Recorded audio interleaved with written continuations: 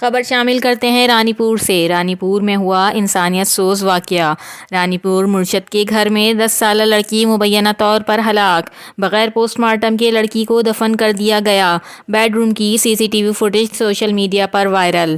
Footages میں دیکھا جا سکتا ہے کہ لڑکی تڑپ رہی ہے۔ مرشد کے گھر میں کام کرنے والی 10 سالہ ملازمہ فاطمہ مبینہ طور پر ہلاک ہو گئی ہے، جس میں واضح دیکھا جا سکتا ہے کہ بچی تڑپ رہی ہے، اور کچھ فوٹیجز میں تشدد کے نشانات بھی نظر آ رہے ہیں۔ معاملے کو میڈیا سے چھپایا گیا تھا اور لڑکی کو بغیر پوسٹ مارٹم کے دفن کر دیا گیا ہے۔ لڑکی کے باپ کا بیان سامنے آیا کہ میری بیٹی مرشد کے گھر میں کام کرتی تھی جو فوت ہوئی ہے۔ ویڈیو بیان دیتے وقت متاثرہ والد کے چہرے پر خوف نظر آیا۔ رپورٹر شمائلہ منگی، رانی پور۔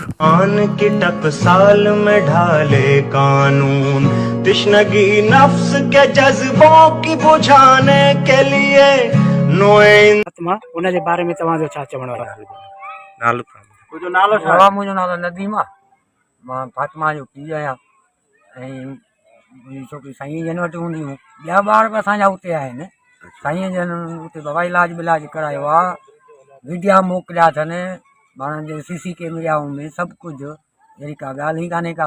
बसि हुन कुदरती मौत हो उते लिखियलु। तव्हांखे को नंढड़ी जे मौत जे बारे में को शक शुभ?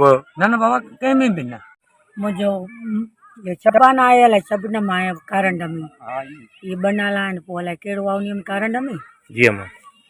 मुंहिंजे धीउ जो फातिमा नालो। गुरुबत मां पीरनि में छॾी हुयमि, ओॾां 3 ॾींहंनि जी चयनि त चाक कान्हे, करायनि डॉक्टर खे ॾेखारियुनि, ओॾां मौत जी ख़बर आई, ओॾां फ़ोन कयनि।